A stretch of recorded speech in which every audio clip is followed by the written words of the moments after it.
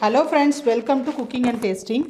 இன்றைக்கி நம்ம cooking and டேஸ்டிங்கில் கொஞ்சமான இன்க்ரீடியண்ட் வச்சு ரொம்ப சூப்பரான பால் பணியாரம் எப்படி செய்யறதுன்னு பார்க்கலாம். அதுக்கு ஃபஸ்ட்டு ஒரு கப் அளவுக்கு பச்சரிசி எடுத்துக்கோங்க. அதே கப் அளவுக்கு ஒரு கப் உளுந்தம்பருப்பு எடுத்துக்கோங்க. ரெண்டுத்தையும் நல்லா கழுவி தண்ணி ஊற்றி ஒரு 4 மணி நேரம் போல் ஊற வச்சிடலாம். இது வரைக்கும் நம்ம சேனலில் சப்ஸ்கிரைப் பண்ணாதவங்க ப்ளீஸ் சப்ஸ்கிரைப் பண்ணிக்கோங்க. பக்கத்தில் இருக்க பெல் ஐக்கானை கிளிக் பண்ணிக்கோங்க. 4 மணி நேரம் ஆயிடுச்சு.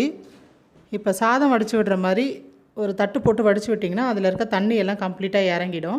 அதுக்கப்புறம் ஒரு மிக்ஸி ஜாரில் போட்டு நல்லா அரைச்சிக்கலாம். உங்களால் எவ்வளோ மைய அரைக்க முடியுமோ அந்த மாதிரி அரைச்சிக்கோங்க.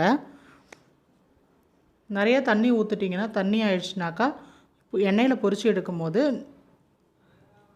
எண்ணெய் நிறையா குடிக்கும். இப்போ இதுக்கு தேவையான அளவுக்கு உப்பு போட்டுக்கலாம். 1 டீஸ்பூன் அளவுக்கு போடுங்க, நிறைய போட வேண்டாம். மாவு இந்த அளவுக்கு நல்லா கெட்டியாக அரைஞ்சி வந்துருச்சு. இந்த அளவுக்கு நல்லா கெட்டியாக அரைச்சாதான் எண்ணெய் குடிக்காமல் இருக்கும். கையில் எடுத்து போட்டால் நல்லா பந்து மாதிரி விழுற மாதிரி இருக்கணும். நல்லா பந்து மாதிரி இருக்குது பாருங்கள். இப்போ மாவு ரெடி ஆகிடுச்சு. நம்ம எண்ணெயில் போட்டு பொரிக்க ஆரம்பிச்சிடலாம். ஒரு வாணலில் எண்ணெய் வச்சு எண்ணெய் நல்லா சூடானதும் ஃபஸ்ட்டு ஒரு தடவை போட்டு பாருங்கள். இந்த மாதிரி உடனே பொரிஞ்சு வந்துருச்சுன்னா அடுத்தடுத்து போட ஆரம்பிச்சிடலாம். ஒரு ஈடுக்கு ஒரு 20லேருந்து 25 வரைக்கும் போடுங்க. அதுக்கு மேலே போடாதீங்க. உங்கள் வாணல் சைஸை பொறுத்து போடுங்க. நிறைய போட்டிங்கன்னா எல்லாம் ஒன்றோட ஒன்று ஒட்டிடும். அதுக்கப்புறம் வேகிறதுக்கு இடம் இல்லாமல் இருக்கும். நல்லா எண்ணெய் சூடானதும் எண்ணெயை மிதமான தீயில் வச்சுட்டு அதுக்கப்புறம் போட்டு பாருங்கள். அதிகமாக தீயில் வச்சுட்டிங்கன்னா உடனே செவந்து போயிடும். ஒரு பக்கம் வெந்துருச்சு, அடுத்த பக்கம் பெரட்டி போட்டுக்கோங்க. இந்த மாதிரி நல்லா பொன்னிறமாக நல்லா ப்ரௌனாக ஆனதுக்கப்புறம் எடுத்துடலாம்.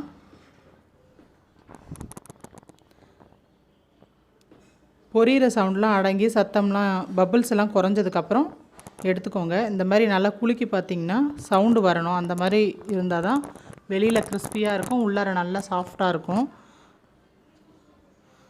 இதுக்கப்புறம் அடுத்தடுத்த பேட்ச் போட்டு எடுத்துக்கோங்க கொஞ்சம் கொஞ்சமாக.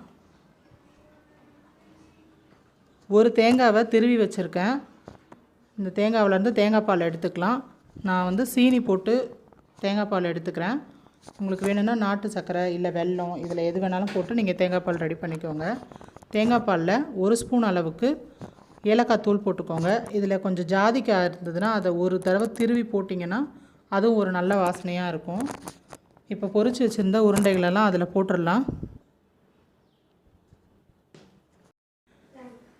இதை இப்போவே சாப்பிட்டோம்னா வெளியில் மொறுமொறுன்னு இருக்கும், உள்ளார நல்லா சாஃப்டாக இருக்கும்.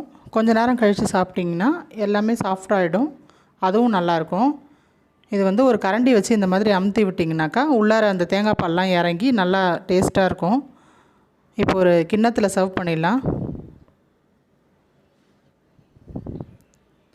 இது காலையில் பிரேக்ஃபாஸ்ட்டுக்கு நம்ம சாப்பிட்டோம்னாக்கா ரொம்ப ஃபில்லிங்காக இருக்கும்.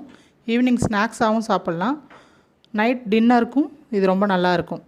இப்போ ஒரு ஸ்பூன் போட்டு நம்ம சாப்பிட ஆரம்பிச்சிடலாம். அவ்வளோதாங்க, சூப்பரான பால் பணியாரம் ரெடி ஆகிடுச்சு. இது உங்கள் வீட்டில் ட்ரை பண்ணி பார்த்துட்டு எப்படி இருக்குன்னு கமெண்ட்டில் சொல்லுங்கள். உங்களுக்கு இந்த வீடியோ பிடிச்சிருந்ததுன்னா ஒரு லைக் போடுங்க. உங்கள் ஃப்ரெண்ட்ஸ் அண்ட் ஃபேமிலிக்கு ஷேர் பண்ணுங்கள். தேங்க்யூ.